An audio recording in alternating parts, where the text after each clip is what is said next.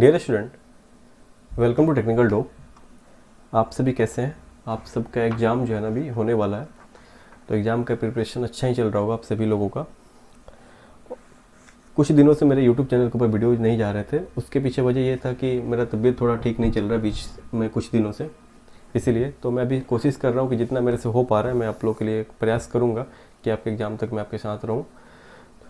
तो शुरुआत हम लोग करेंगे, आज कंट्रोल सिस्टम की बात करेंगे। कंट्रोल सिस्टम की आज के इस वार्तालाप में यानी कि आज के इस वीडियो लेक्चर में हम लोग 5 क्वेश्चंस देखेंगे, अच्छे सवाल देखेंगे। ठीक है, एकदम बेसिक सवाल बोल सकते हो जिसमें सारे फार्मूले, सारे कॉन्सेप्ट यूज हो जाए टाइम रिस्पॉन्स एनालिसिस का। ठीक है, और किस टाइप से सवाल फ्रेम हो सकते हैं उसको हम लोग आज शुरुआत करेंगे, देखते हुए आगे बढ़ेंगे। ठीक है, तो चलिए हम लोग शुरू करते हैं। उससे पहले थोड़ा सा बेसिक कुछ चर्चे कर लेते हैं, कुछ फार्मूला के बारे में बात कर लेते हैं, कुछ चीज़ों के बारे में बात कर लेते हैं जो कि आपके एग्ज़ाम में काम आ जाएगा। ठीक है, आपके एग्ज़ाम के लिए वो इम्पोर्टेंट है। शायद हो सकता है कि आपके जो है ना ऑब्जेक्टिव जो 2 नंबर वाले क्वेश्चंस होते हैं उसमें हो जाएंगे। याद रखना कंट्रोल सिस्टम का कि या किसी भी पेपर का अगर आप जो है ना मतलब सेमेस्टर एग्जाम के लिए पढ़ रहे हो तो याद रखो कि मॉड्यूल वाइज आपको प्रिपरेशन करना होता है। ठीक है, 5 सवाल सॉल्व करने होते हैं, 5, जिसमें से क्वेश्चन नंबर 1 इंपॉर्टेंट होता है, मतलब कि ये हमारा नेसेसरी होता है, इसको अटेम्प्ट करना ही है। बाकी 4 अलग से करने, टोटल 7 क्वेश्चन में से आपको 7 या 8 रहते हैं, उसमें से आपको 5 सॉल्व करने हैं। एक क्वेश्चन 14 मार्क्स का रहता है। ठीक है, यानी कि 70 नंबर के लिए आपको हो जाएगा। क्लियर है? तो हमारा कुछ इस तरीके से प्रिपरेशन होता है। और जिनको भी PDF की ज़रूरत होगा, आप लोग 2 टेलीग्राम चैनल है मेरा, एक है AKU_SAME और एक है हमारा @इलेक्ट्रिकल जे, या फिर डायरेक्ट आप मेरे को टेलीग्राम पर मैसेज करोगे और मैं आपके लिए जो है ना PDF सेंड कर दूंगा। PDF ऑलरेडी अपलोड कर दिया गया है, अप्रॉक्स जितने PDF अभी तक पढ़ाए गए हैं, जो भी मेरे मतलब लैपटॉप में था, मैं सब कुछ अपलोड कर चुका हूँ। ठीक है, तो चलो हम लोग शुरुआत करते हैं। कुछ हम लोग क्या करते हैं, सबसे पहले कुछ फार्मूला वगैरह देख लेते हैं। टाइम रिस्पॉन्स एनालिसिस से शुरू करेंगे। अब आप बोलोगे सर कि टाइम रिस्पॉन्स एनालिसिस से ही क्यों?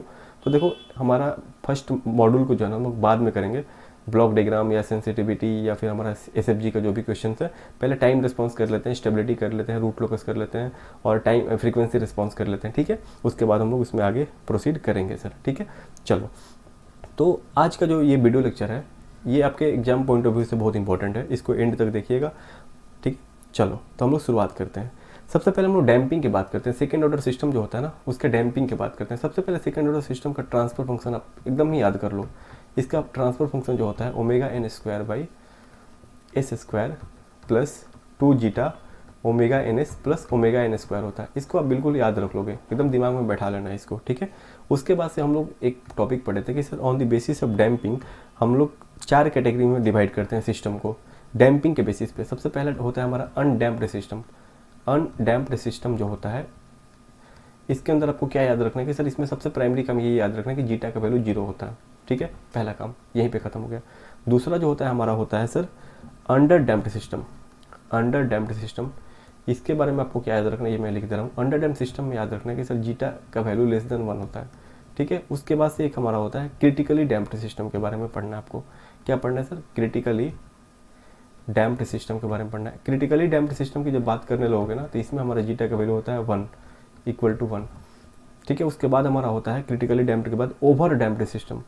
क्या होता है सर? ओवर डैम्प्ड सिस्टम होता है। ओवर डैम्प्ड सिस्टम में हमारा जो है ना जीटा का वैल्यू ग्रेटर देन 1 होता है। ये 4 on the basis of damping system को 4 कैटेगरी में हम लोग डिवाइड करते हैं। ठीक है, अंडर डैम्प सिस्टम में हम लोग जीटा का वैल्यू 0 से लेकर 1 तक भी बोलते हैं, कंफ्यूज इसमें नहीं करना। ठीक है, 0 से लेकर 1 तक भी बोला जाता है।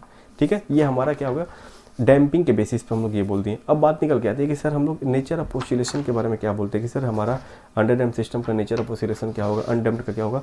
तो देखो, अनडैम्प्ड के केस में हमारा सिस्टम कंटिन्यूअस ऑसिलेटरी नेचर का होगा और ω_n फ्रीक्वेंसी के साथ ऑसिलेट करते रहेगा। ये सब चीज़ मैं पढ़ा दिया हूँ अनडैम्प्ड के बारे में। अनडैम्प्ड में ये देखेंगे कि सर हमारा सिस्टम का रिस्पॉन्स क्या होगा, आउटपुट जो है ना डैम्प्ड ऑसिलेटरी होगा और हमारा आउटपुट क्या होगा सर, रिड्यूस करेगा आउटपुट के मतलब टाइम के साथ साथ अंडर डैम्प्ड के केस में। और उसमें हमारा ω_d निकल के आता है, यानी कि हमारा डैम्प्ड फ्रीक्वेंसी हम लोग वहाँ पे कैलकुलेट करते हैं ω_d, जो हमारा ω_n = ω_d = ω_n-β² के बराबर होता है।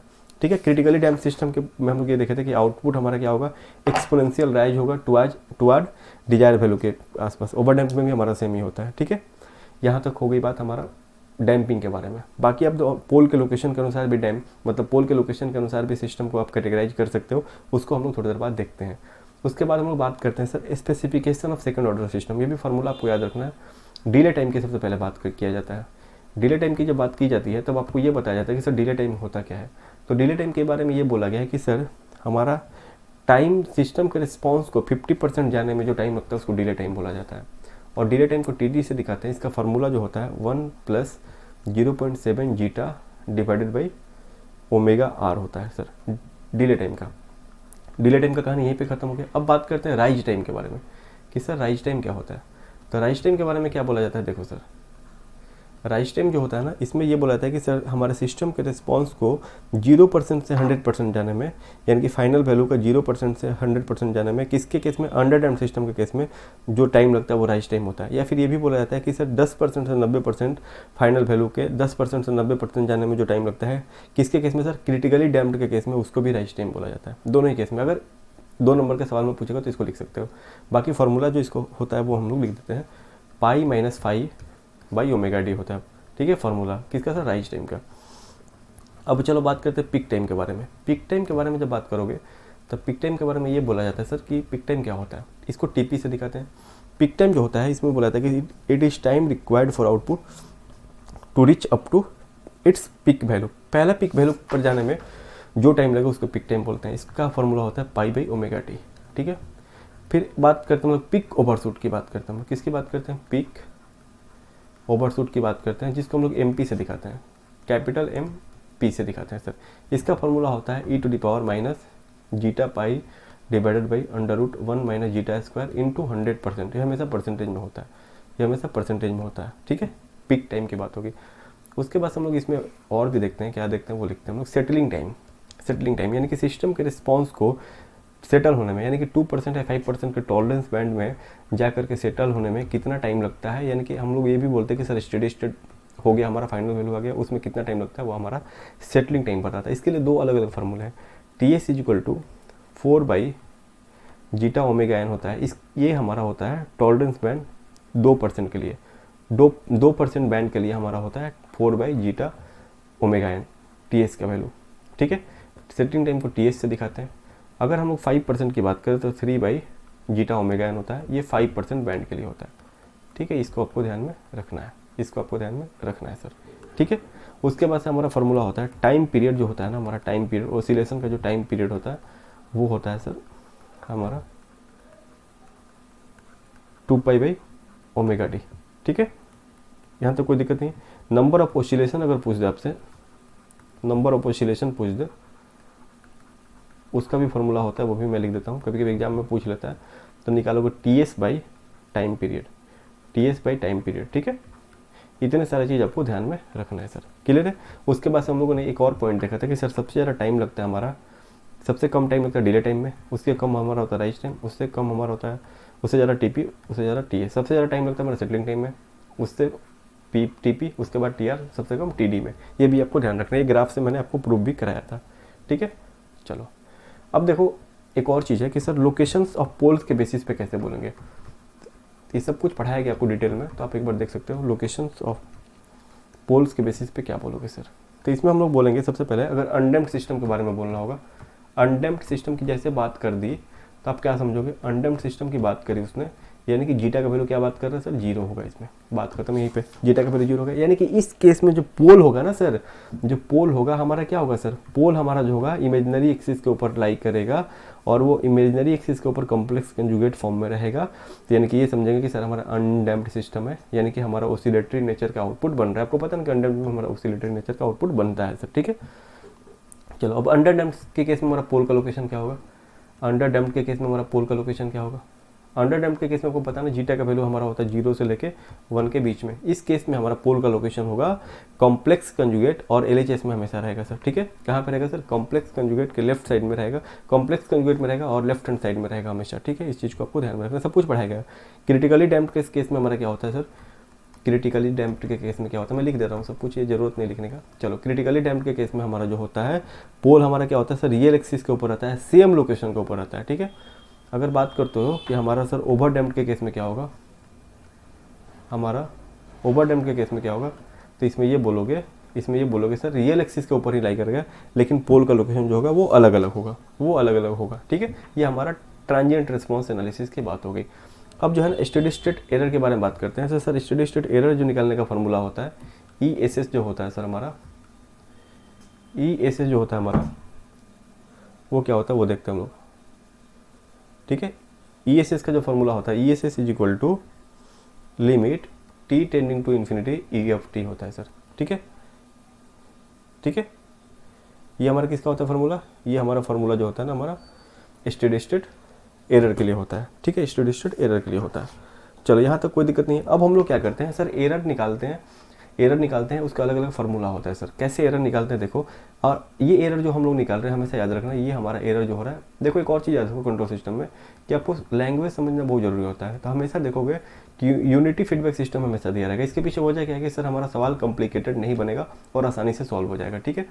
यानी कि यूनिटी फीडबैक सिस्टम का मतलब ये हो जाता है कि HS का वैल्यू इसमें हमेशा क्या दिया हुआ है, 1 दिया हुआ है। इस चीज़ को हमेशा मान के चलोगे।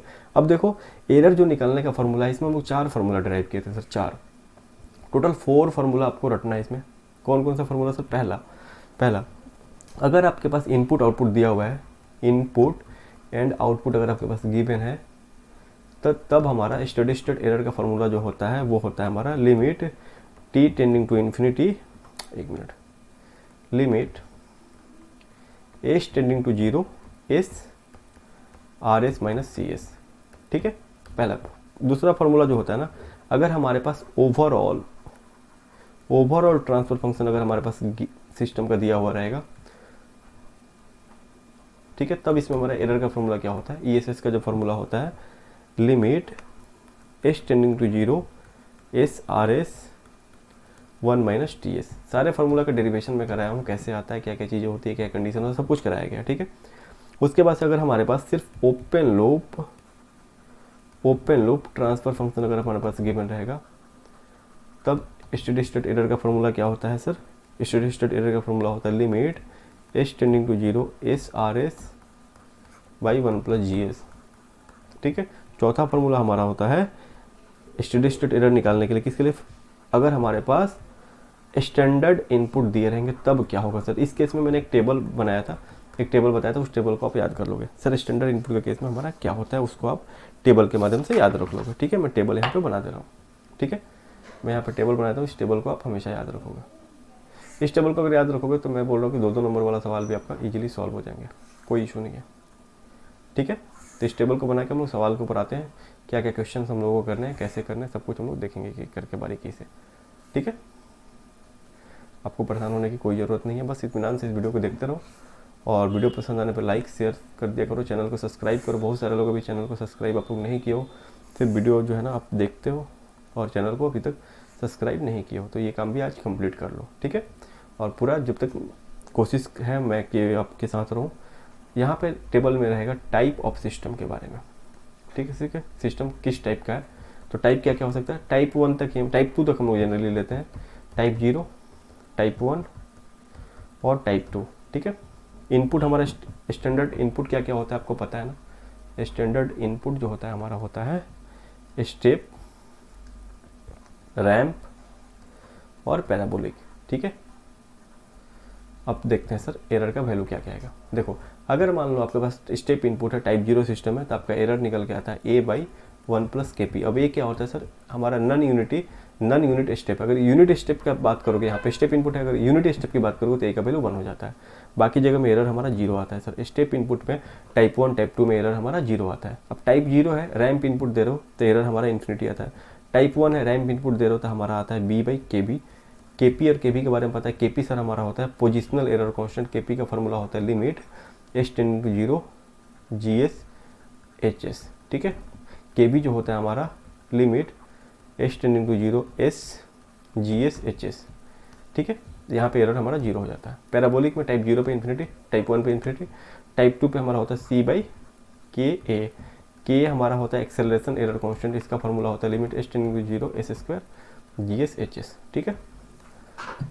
ये हमारा फार्मूला होता है सर। इस फार्मूले को आपको ध्यान में रखना है। इसी सब फार्मूला के बेसिस पे आपको जो है ना पूरे जितने भी सवाल कराएंगे, पाँच क्वेश्चन कराएंगे, पांचों सवाल को आपको सॉल्व करना है। इसी सारे फार्मूले के ऊपर सारे सवाल जो है ना आपके लग जाएंगे, कोई भी परेशानी वाली बात नहीं होने वाली है, ठीक है। चलिए तब हम लोग जो है ना शुरू करते हैं, एक एक करके एक सवाल देखते हैं सर कि क्वेश्चन में आपसे पूछा क्या गया, कैसे उसको टैकल करना है। ठीक है, चलो सर देखते हैं सर किस टाइप से आपको जो है ना आपके एग्जाम में सवाल फ्रेम हुए उसको हम लोग देखते हैं। ठीक है,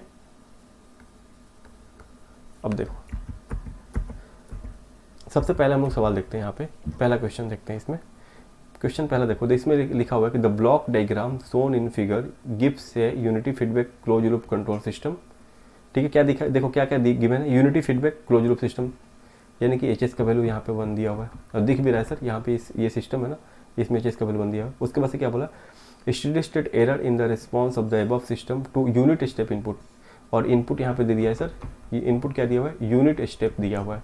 यूनिट स्टेप का मतलब क्या हो गया सर, देखो तो इस केस में आपको स्टेडी स्टेट एरर निकालना। अब एक बात बताओ सर, आपको स्टैंडर्ड इनपुट के लिए लगाना है, स्टैंडर्ड इनपुट के लिए बात करनी है, तो आप कौन सा फॉर्मूला लगाओगे, कौन सा फॉर्मूला लगाओगे बोलो, ये वाला फॉर्मूला लगाओगे। ठीक है, स्टैंडर्ड इनपुट की बात कर रहा है, इनपुट की बात कर रहा है, स्टेप इनपुट दिया हुआ है, तो कौन सा फॉर्मूला लगाओगे, अगर टाइप 0 होगा तब आपका एरर मिलेगा, अगर टाइप 0 नहीं होगा, बाकी कोई भी टाइप होगा तो एरर 0 हो जाएगा। यानी कि टाइप 0 होगा, यूनिट स्टेप की बात करता है तो ए का वैल्यू 1 हो जाएगा, तो फॉर्मूला क्या लगेगा, 1/1 + KP। ठीक है, आपको दिख रहा है ना यहाँ पे। चलो तो स्टेडी स्टेट का फॉर्मूला क्या लगेगा, अगर हमारा टाइप 0 बनेगा, पहले हम लोग टाइप निकाल लेते हैं सर, सबसे पहले काम करते हैं टाइप निकालते हैं। तो चलो सर आपको दिख रहा होगा, आपको दिख रहा होगा सर, ये हमारा दिया हुआ है इस सिस्टम में GSHS का वैल्यू क्या दिया हुआ है सर, GSHS का वैल्यू हो जाएगा 3/s + 15, दोनों ब्लॉक मल्टीप्लाई हो जाएगा क्योंकि दोनों कैस्केडेड है। ठीक है, HS का वैल्यू 1 है, यानी कि 45/s + 15 s + 1। तो चलो हम लोग क्या बोलते हैं, टाइप कैसे निकालते हैं sir, open loop transfer function से निकालते हैं, कितने पोल ओरिजिन के ऊपर है, यानी कि टाइप 0 सिस्टम हमारा बन रहा है, टाइप 0 सिस्टम हमारा बन रहा है। टाइप 0 सिस्टम के लिए हम लोग क्या बोले थे सर, एरर हमका फॉर्मूला क्या हो जाएगा, A/1 + KP होगा, बोले थे ना। अब एक बात बताओ, यूनिट स्टेप इनपुट दिया हुआ है, यानी कि हमारा ए का वैल्यू 1 हो जाएगा, 1 + KP। ठीक है, चलो तो हम लोग देखते हैं सर ESS का फॉर्मूला क्या बन रहा है, 1/1 + KP, और KP का फॉर्मूला हम लोग थोड़ी देर पहले ही देखे थे, पोजिशनल एरर कांस्टेंट का फॉर्मूला होता है limit s tending to 0 GSHS का वैल्यू तो 1 है। ठीक है, क्लियर है यहाँ तक।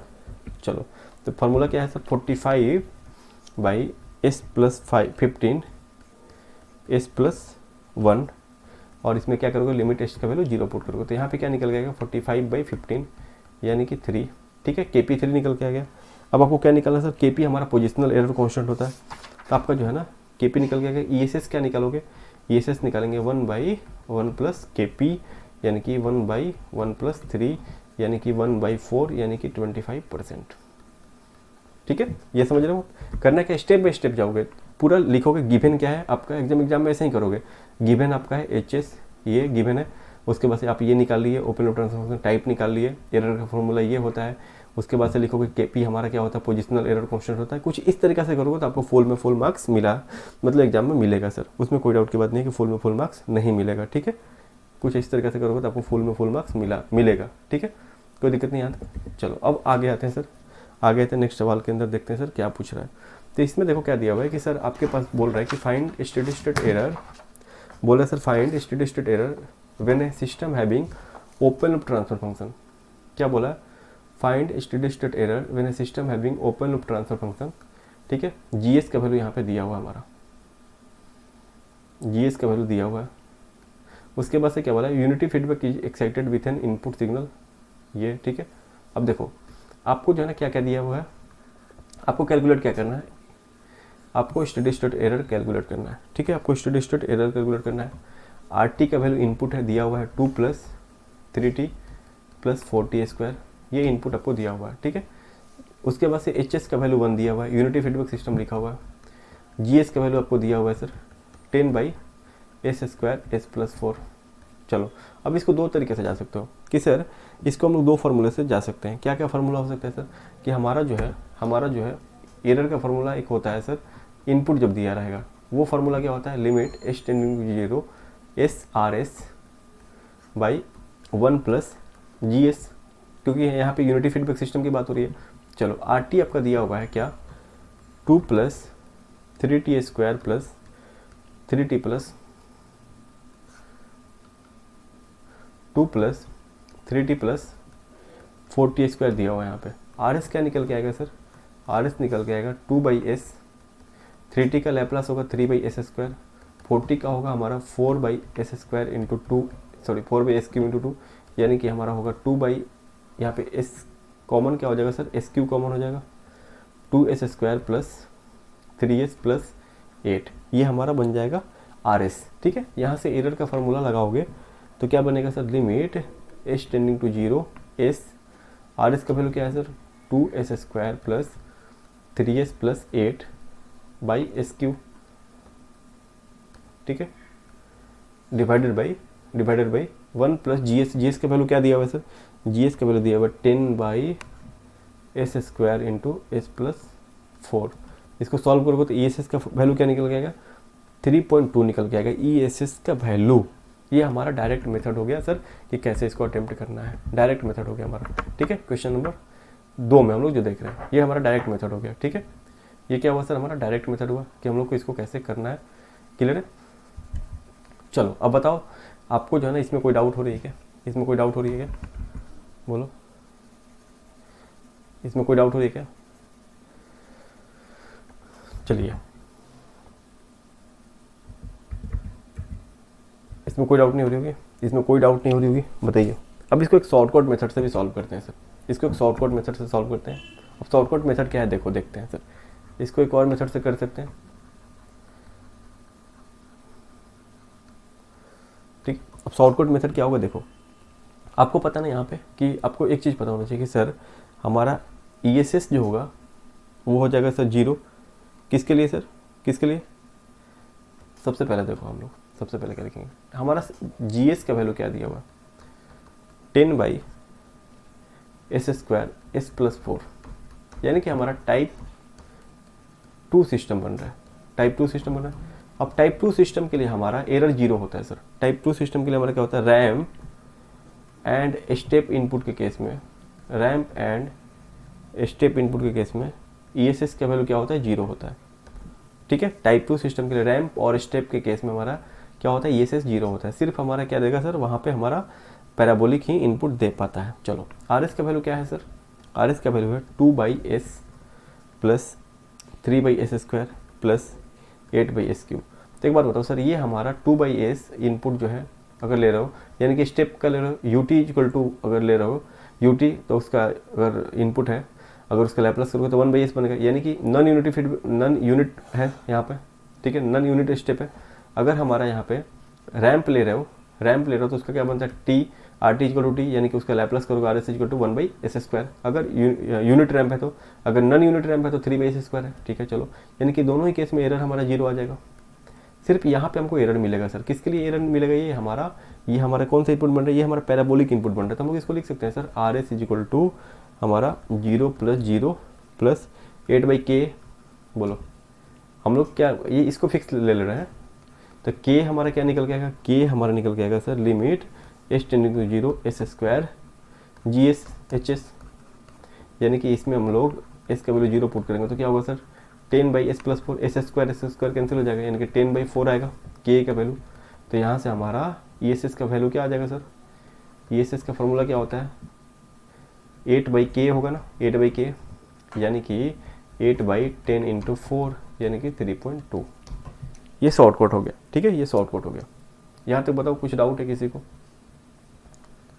यहाँ तक में बताओ कुछ डाउट है किसी को, नहीं डाउट है। ठीक है, यहाँ तक में कुछ डाउट नहीं है। अब चलो नेक्स्ट सवाल देखते हैं सर, अब नेक्स्ट सवाल देखते हैं। नेक्स्ट क्वेश्चन में देखो कैसे हैंडल करना है। इसमें बोला गया सर ब्लॉक डायग्राम दिया हुआ है, किसका sir, unity feedback control system का। यहाँ पे भी देखो हर सवाल में एक चीज़ नोटिस करो कि किसकी बात कर रहा है, वो यूनिटी फीडबैक सिस्टम की बात कर रहा है। किसकी बात कर रहा है, यूनिटी फीडबैक सिस्टम की बात कर रहा है।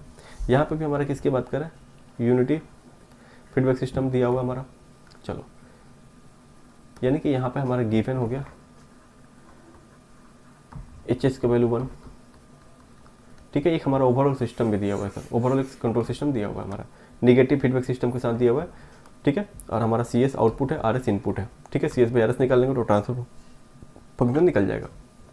क्या बोला है, determine the characteristic equation of the system omega n zeta omega d TP MP the time at which the first undershoot occurs the time period of oscillation, number of cycles completed before reaching the steady state. इतना नहीं जाना है, minimum से minimum हमको जो solve करना है उसको हम लोग कैलकुलेट करते हैं। ठीक है, चलो जितना हमको मिनिमम से मिनिमम कैलकुलेट करना है उसको हम लोग क्या करते हैं सर, कैलकुलेट करके यहाँ पे देखते हैं। ठीक है, चलिए अब आते हैं नेक्स्ट कि सर कैसे करना है इसको सॉल्व। सबसे पहले देखो यहाँ पे C S by R S क्या हो जाएगा, C S by R S अगर लिखना होगा ये क्या होगा सर, ओवरऑल ट्रांसफर फंक्शन होगा सिस्टम का। ये हमारा जो सिस्टम दिया हुआ है तो इसका हम लोग क्या लिखेंगे sir, ji S by 1 plus G S H S, क्योंकि निगेटिव फीडबैक सिस्टम है। जी एस का वैल्यू क्या दिया हुआ है, फॉरवर्ड पाथ हमारा दिया हुआ है 20 इन divided by S plus 1 by S plus 5, S plus 1 into S plus 5। ठीक है, 1 plus 20 S plus 1 by S plus 5। तो ये हमारा कितना हो जाएगा सर, इसको जब सॉल्व करोगे तो ये हमारा आएगा 20 divided by S square plus 6s plus 25।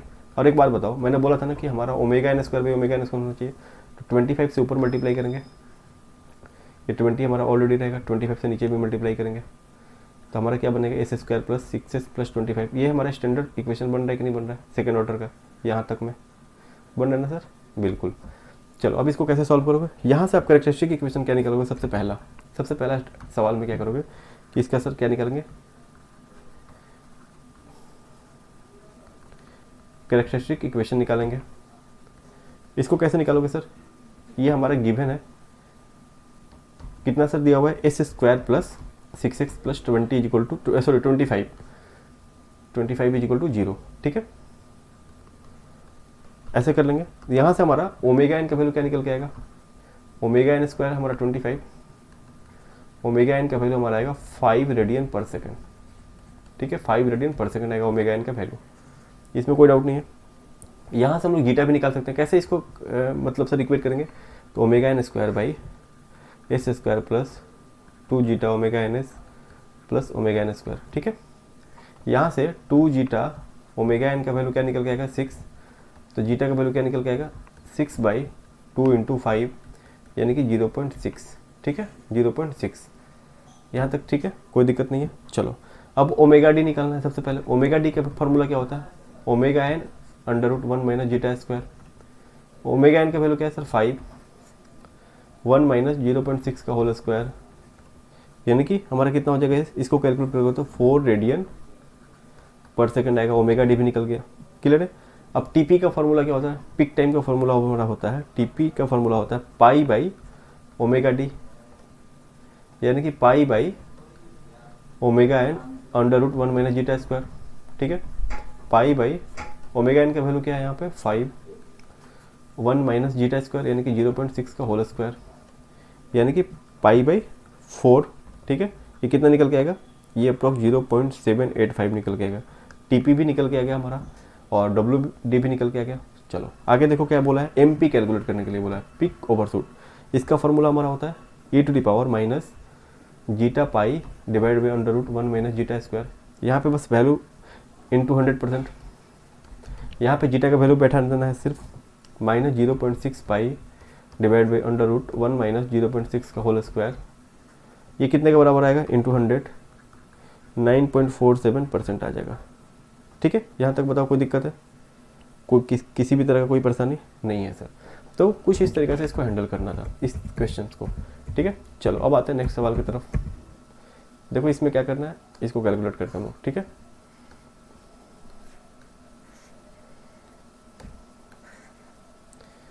इसको कैलकुलेट करते हैं। इस क्वेश्चन में देखो क्या दिया हुआ है, इस क्वेश्चन को पढ़ते हैं सबसे पहले।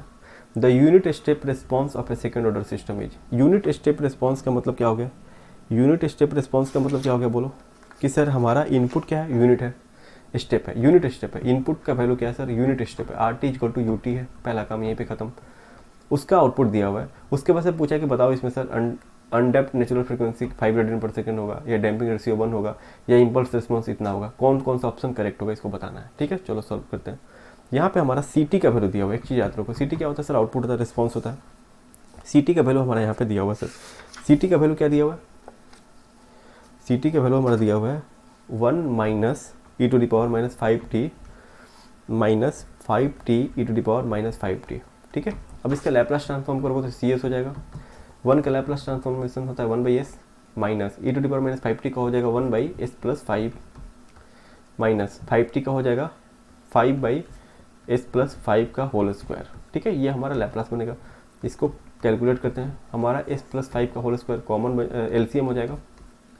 तो यहाँ पे बनेगा हमारा sir s into S plus 5 का होल स्क्वायर एलसीएम बनेगा। तो यहाँ बनेगा हमारा s प्लस 5 का होल स्क्वायर, यहाँ बनेगा minus s into S plus 5, यहाँ बनेगा माइनस 5s। इसको जब कैलकुलेट करोगे तो हमारा बनेगा sir 25/s into S plus 5 का होल स्क्वायर।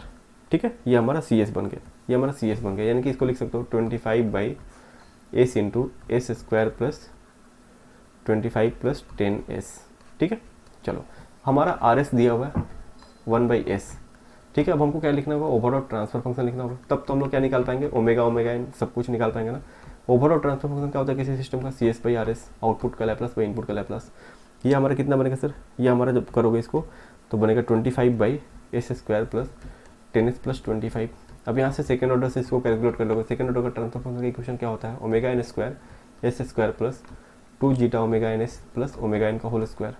ठीक है, तो यहाँ से एक बात बताओ, हमारा ओमेगा एन तो निकल के आ गया 5 रेडियन पर सेकेंड। चलो पहला काम है हमारा यहीं पे खत्म हो गया। दूसरा काम क्या हो सकता है sir, 2 zeta omega N equal to 10, इस वाला कोफिशिएंट इक्वेट कर देंगे।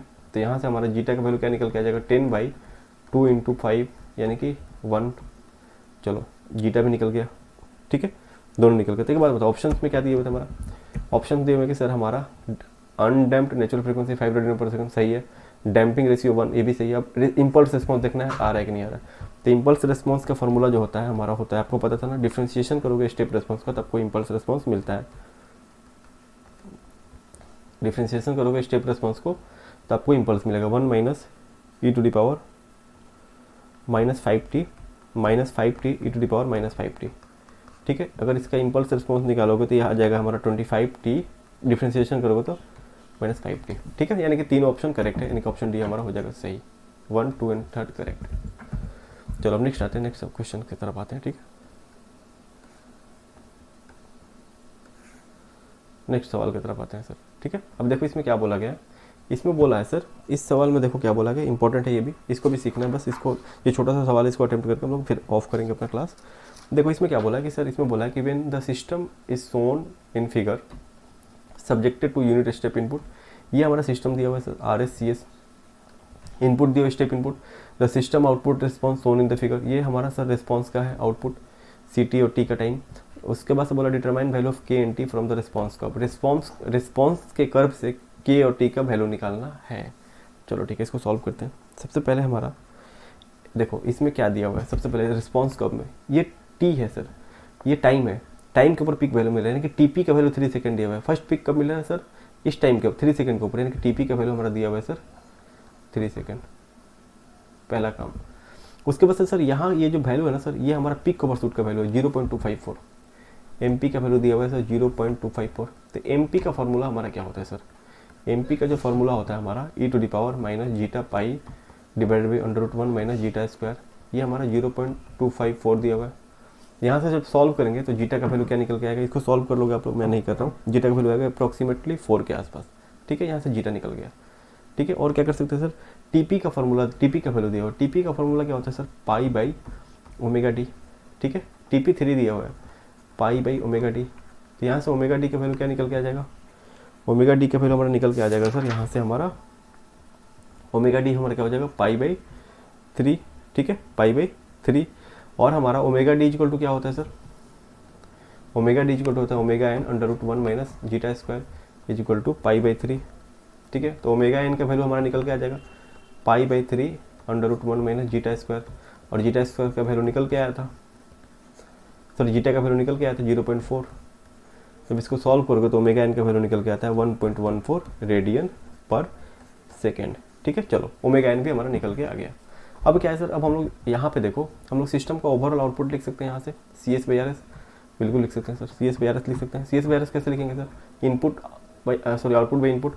फार्मूला क्या होगा ओवरऑल रिस्पॉन्स का, G S by 1 plus G S H S. ठीक है, G S by 1 plus G S H S.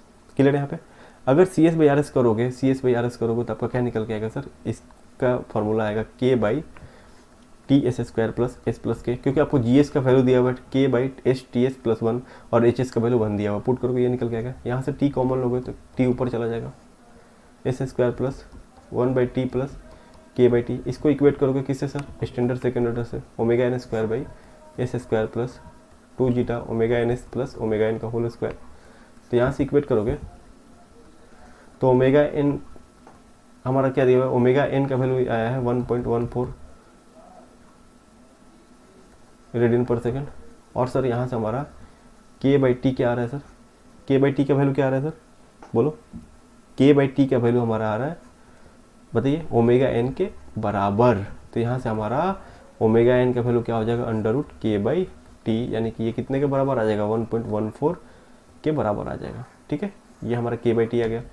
चलो अब क्या करेंगे सर, के बाई टी निकल के। अब देखो हम लोग मिडिल वाला टर्म को इक्वेट करेंगे, 2 zeta omega N, 2 zeta omega N का वैल्यू हमारा कितने के बराबर आएगा, 1 बाई टी से, 1 बाई टी के बराबर आ रहा है। ठीक है, तो यहाँ से हमारा टी क्या आ जाएगा sir, 1 by 2 zeta omega N, और आपको जो है ना जीटा का भी वैल्यू पता है, ओमेगा एन का भी वैल्यू पता है, 0.4 इंटू 1.14, यानी कि टी का वैल्यू क्या निकल के आ जाएगा, 1.096। ठीक है, यहाँ पे हमारा टी का वैल्यू पुट करोगे तो यहाँ से हमारा के का वैल्यू भी निकल के आ जाएगा 1.14, यानी कि यहाँ से अगर आप टी का वैल्यू पुट करोगे 1.096, कैलसी से सब कर लोगे आप, तो यहाँ से के का वैल्यू निकल के आ जाएगा 1.4165।